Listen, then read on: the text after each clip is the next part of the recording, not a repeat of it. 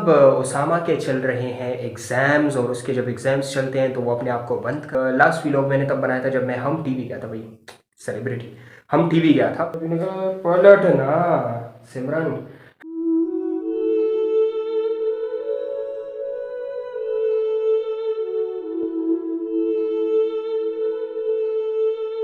अस्सलामुअलैकुम, एक बार फिर एक नए व्लॉग के साथ आपकी खिदमत में हाजिर है आमिर खान। तो व्लॉग शुरू करने से पहले मैं आप लोगों को बता दूं कि अगर अभी तक आपने लाउंज फ्लेक्स को सब्सक्राइब नहीं किया तो अभी के अभी सब्सक्राइब करें और साथ में बेल आइकन ज़रूर दबाएं ताकि हमारी जितनी भी वीडियोस हम लोग अपलोड करते हैं तो आप तक बर वक्त पहुँच सके और आपसे कोई वीडियो, कोई व्लॉग, कोई पॉडकास्ट या फिर कोई अदर वीडियो जो कि हम लोग रिकॉर्ड करते हैं वो आपसे मिस ना हो।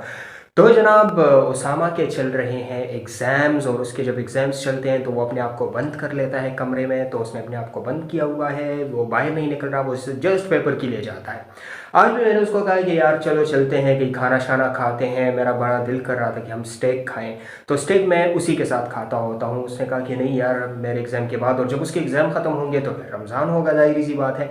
और रमज़ान जब होगा तो रमज़ान में हम लोग आप लोगों के लिए नए नए शोज़ और वीडियोज़ और लाइव स्ट्रीमिंग लाएंगे और यकीनन कि आप लोगों को बड़ा मज़ा आएगा। तो मैंने सोचा कि यार मैं व्लॉग बनाता हूँ और चूँकि 2 दिन से आप लोगों ने देखा नहीं, क्योंकि लास्ट व्लॉग मैंने तब बनाया था जब मैं हम टीवी गया था भाई सेलिब्रिटी हम टीवी गया था। तो हम टीवी में जब शो हुआ था वहाँ पे मैंने व्लॉग बनाया था। उसके बाद फिर हम लोगों ने कोई ख़ास व्लॉग नहीं बनाया, टाइम नहीं मिला और उसामा भी बिज़ी था, मैं भी इधर उधर जो है वो अपने बिजनेसेस के कामों से आ जा रहा था। तो ये किसने गिराया है, इसको जला दें यार। वैसे मैंने ये कैनवस भी कंप्लीट करना है। ये मैंने कंप्लीट करना है, ये ब्लैक इसका बैकग्राउंड बना हुआ है, इसमें मैंने ट्रीज़ बनानी है, ऑटम का वेदर बनाना है, सारी चीज़ें एक तो मैं बना चुका हूँ वो लगा हुआ है और एक ये वाला बनाना है। तो जनाब मैं कह रहा था कि आज मैं व्लॉग बनाता हूँ तो वो व्लॉग जो है मैंने सोचा कि मैं आप लोगों को थोड़ी सी अपनी कलेक्शन दिखा दूँ। सबसे पहली बात मैंने बड़ा इन्जॉय किया है, मैं जब भी कोई शो करता हूँ या फिर कोई ड्रामा वगैरह में परफॉर्म करता हूँ या फिर किसी भी प्रोग्राम में जाता हूँ और उसको फिर जब सोशल मीडिया पे अपलोड किया जाता है उस पर जो लोगों के कमेंट्स आते हैं, वाह वाह वाह वाह, चटखारेदार कमेंट्स आते हैं।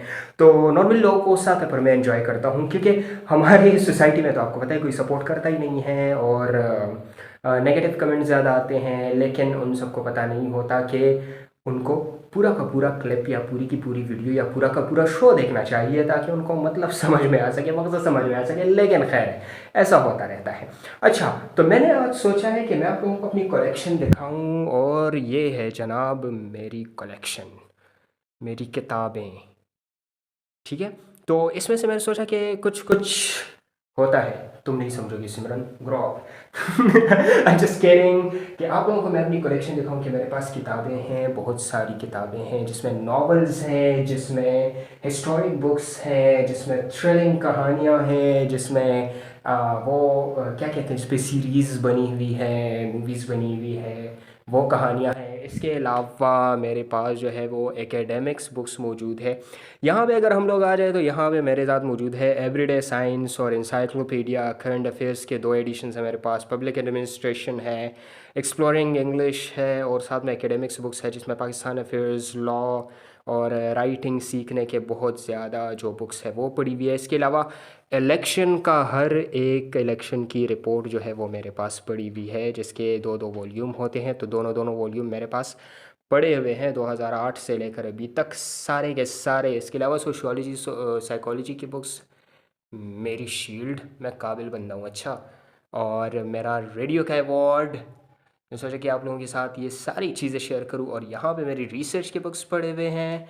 फिर यहाँ पे जो है ये कुछ मिक्सअप बुक्स पढ़े हुए हैं जिसमें कुछ हिस्टोरिक हैं, कुछ जो है वो इंफॉर्मेटिव हैं, कुछ जो है मोटिवेटिव हैं, कुछ जो है स्टोरीज़ हैं।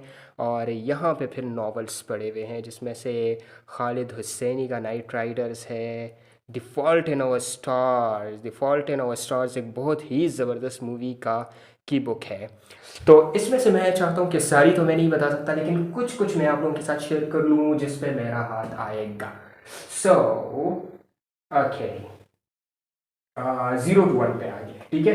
तो जीरो टू वन बुक जो है ये पीटर थियल ने लिखी हुई है, और इसमें इन्होंने जो है कि आप लोग ज़ीरो से लेकर वन तक, मतलब कि आप कामयाबी कैसे हासिल कर सकते हैं, आप लोग जो है वो तरक्की कैसे हासिल कर सकते हैं, तो वो सारी चीज़ें इसमें लिखी हुई है।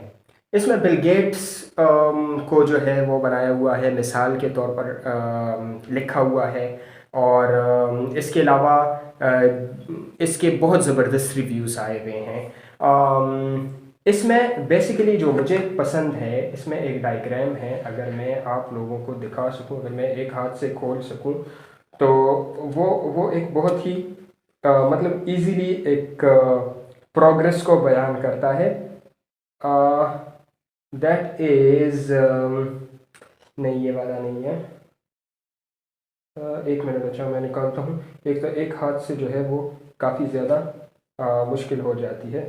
अच्छा, एक भी निकल आया और दूसरा भी निकल आया, पलटना सिमरन।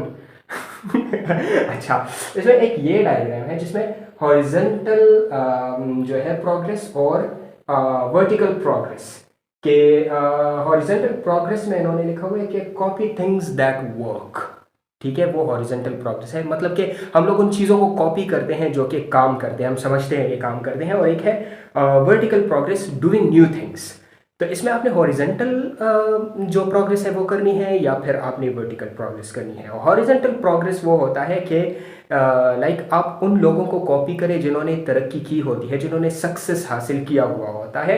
या फिर अगर आपने वर्टिकल प्रोग्रेस की तरफ जाना है तो आपने नई नई चीज़ें करनी होगी। और सेकंड जो है वो ये है टेक्नोलॉजी और ग्लोबलाइजेशन।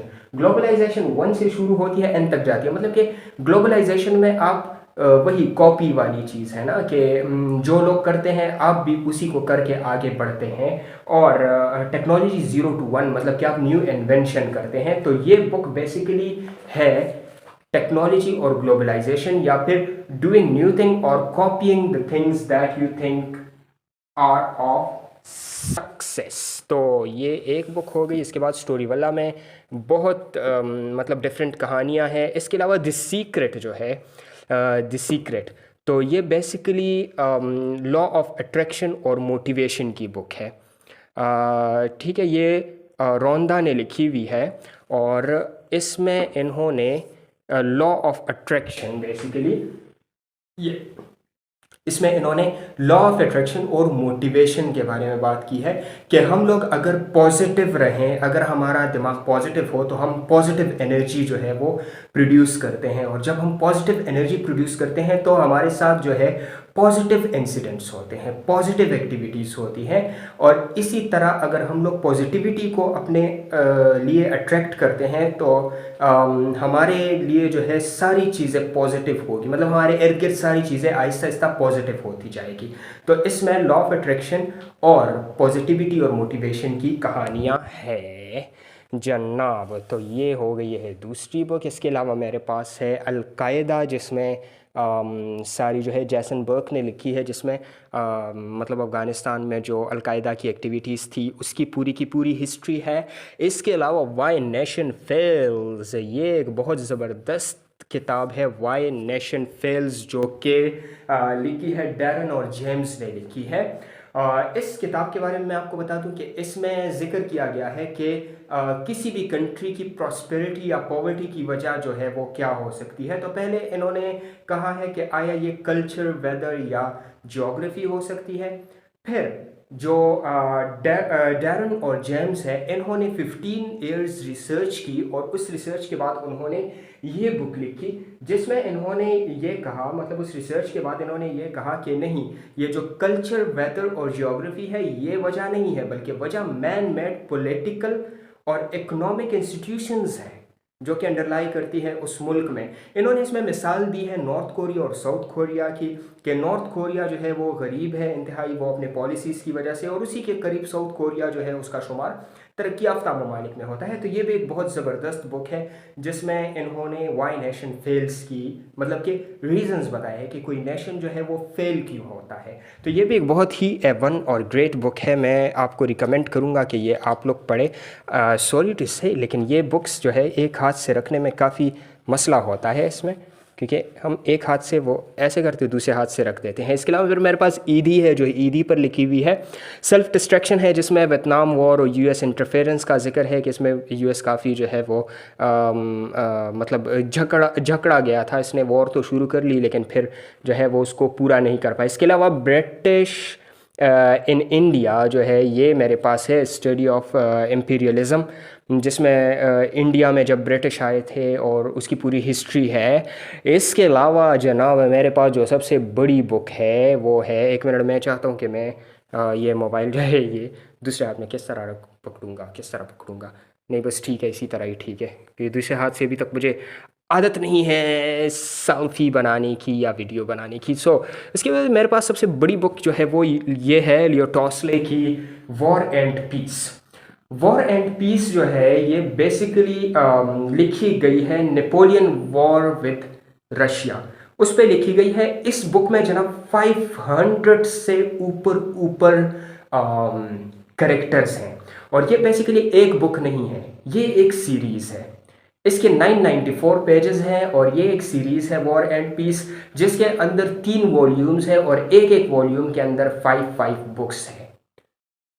ठीक है, तो ये भी एक बहुत ही इंटरेस्टिंग बुक है जिससे आपको पूरी की पूरी हिस्ट्री पता चल जाएगी कि मतलब नेपोलियन और रशियन वॉर कैसे हुआ था, उसकी वजूहात क्या थी, उसमें कैरेक्टराइजेशन कैसी हुई थी, उसमें कौन कौन इन्वॉल्व था, उसकी पूरी की पूरी हिस्ट्री जो है और पूरी की पूरी कहानी आप लोगों के सामने आ जाएगी इस बुक से।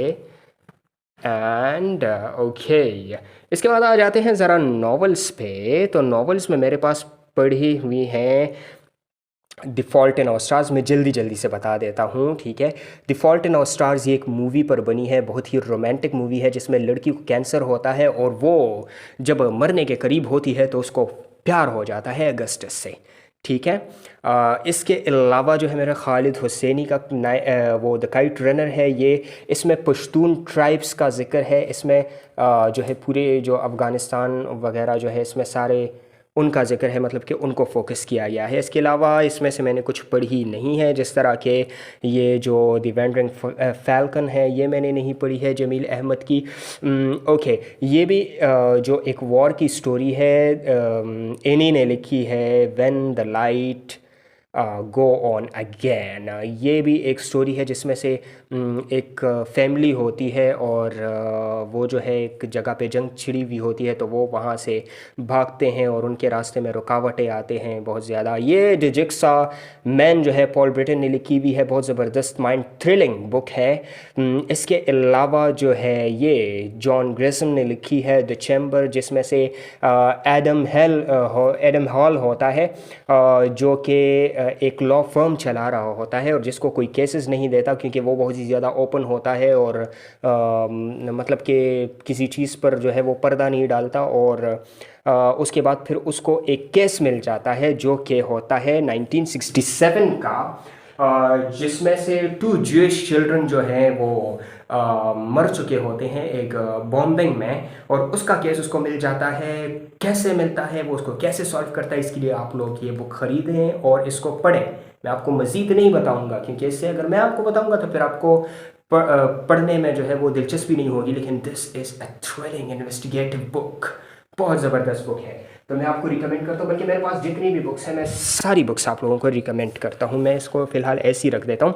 इसके अलावा जो मैसेज इन अ बॉटल ये बहुत ज़बरदस्त किताब है। इसमें ऐसा होता है कि सालों पहले कोई मैसेज जो है वो एक बॉटल में बंद कर देता है और उसको समुंदर में फेंक देता है जो कि किसी को मिल जाता है, लेकिन इसका भी मैं आप लोगों को बताऊँगा नहीं। ये भी बहुत ही ज़बरदस्त स्टोरी है, रोमांटिक स्टोरी है, नावल है। अच्छा, इसके अलावा मेरे पास है जॉनथन स्विफ्ट की गुलिवर्स ट्रैवल। ये यकीनन बचपन में आप लोगों ने देखी होगी, एक मूवी जो है वो बनी थी जिसमें से लिलीपुट होते हैं, छोटे छोटे लोग होते हैं और एक बंदा जो है वो एक आइलैंड में जाता है और वहाँ पे ऐसा होता है कि छोटे छोटे लोग होते हैं जो कि उसको गिराते हैं, उसको बांधते हैं, उस पर अटैक करते हैं और वो स्टोरी वो बन जाती है। तो ये बेसिकली उसके बारे में है। इसके अलावा मेरे पास जो है द बोर्न आइडेंटिटी एक सीरीज़ भी है, इसको आप लोग देख सकते हैं, ये एक सीरीज़ भी है। ये है मेरा सारा ज़ख़ीरा जो कि मैंने चीदा करके आप लोगों को बता दिया, आप लोगों के साथ शेयर कर दिया है कि ये मेरी है कहानी। ठीक है। तो सिर्फ ये नहीं है कि मैं ब्लॉग्स बनाता हूँ, मैं गाने गाता हूँ, मैं एंटरटेनमेंट करता हूँ, रेडियो शोज़ करता हूँ, टेलीविज़न में जाता हूँ, बहुत सारे काम करता हूँ, लेकिन उसके अलावा ये मेरी जान है। ये जितनी भी चीज़ें पढ़ी हुई है, जितनी भी बुक्स पढ़ी हुई है, ये मेरी जान है। क्योंकि ये कहते हैं कि जब बंदा तन्हा होता है, जब बंदे का कोई दोस्त नहीं होता, तो उसका सबसे बेहतरीन दोस्त जो है वो किताब होता है। और किताबों में अगर आपको हिस्ट्री जाननी हो तो रफ़ एंड टफ किताबें भी पढ़ सकते हैं, और अगर आपको जो है वो रोमांस और नॉवेल्स का शौक़ हो तो आप लोग ये भी पढ़ सकते हैं। बल्कि मूवी से ज़्यादा अगर आप लोग बुक देखें ना, तो उसमें बड़ा मज़ा आता है, क्योंकि उसको आप अपने तरीके से विजुअलाइज करते हैं और फिर उसको उस तरह से समझते हैं। और किताबों में एक और ख़ास बात यह है कि जो किताब आप पढ़ते हो, एक बार पढ़ते हो तो आपके सामने एक तरह की विजुअलाइजेशन होगी, जब दूसरी बार पढ़ते हो तो दूसरी तरह की विजुअलाइजेशन होगी। एक बुक मैंने अपने एक स्टूडेंट को गिफ्ट की है, क्योंकि मैं बहुत कम किताबें गिफ्ट करता हूँ, लेकिन एक मैंने अपने एक स्टूडेंट को गिफ्ट की है, the Alchemist, my all time favourite. जो भी बुक रीडिंग स्टार्ट करता है मैं रिकमेंड करूँगा कि दी अल्केमिस्ट से स्टार्ट करें। तो जनाब ये है मेरी सारी बुक्स, और ये मेरा एक और प्राइज़ बीच में नज़र आ गया। ये वो बुक है जो कि मैं लिख रहा हूँ, द ब्लाइंड बिलीवर्स। इसको मैं लिख रहा हूँ उस डायरी में, जो ये डायरी पड़ी हुई है, इसमें मेरी वो शायरी है जो कि मैंने आप लोगों के साथ शेयर की है। और ये नीचे जो इसके पड़े हुए ये रिसर्च पे, मतलब जो जो मैं रिसर्च करता हूँ वो सारी चीज़ें हैं। इस वाइट बोर्ड पे जो है मैं अपनी जो AI कम्युनिकेशन, जो AI बोट है, चैट बोट, तो उसका कैसे मॉडल बनाया जाता है, उसके जो क्वेश्चंस हैं वो ये सारे लिखे हुए हैं, कि मतलब बैरियर, साइकोलॉजिकल एनालिसिस, और उसके जो मेन पॉइंट्स हैं, कौन कौन से चैट बोट है। इसमें मैंने स्नैपचैट नहीं लिखा, इसमें मैं स्नैपचैट भी ऐड करता हूँ, क्योंकि नॉर्मली मेरा फोकस जो है वो AI चैट बोट होगा। तो जनाब जब तक उसामा नहीं है तो तब तक मैं इसी तरह ही अकेले अकेले ब्लॉग्स बनाता जाऊँगा और आप लोगों के साथ शेयर करता जाऊँगा। और अगेन मैं आप लोगों को कहूँगा कि अगर आप लोगों ने अभी तक चैनल सब्सक्राइब नहीं किया है तो चैनल को सब्सक्राइब करें, ढेर सारे लाइक्स करें, कमेंट्स करें और ढेर सारा प्यार दें। अभी तक के लिए अपने आमिर खान को, मैं यहाँ पे तो होस्ट नहीं कह सकता, मैं यहाँ पे कहूँगा कि आप लोगों की जान आमिर खान को दे दीजिए इजाज़त। अल्लाह हाफिज़।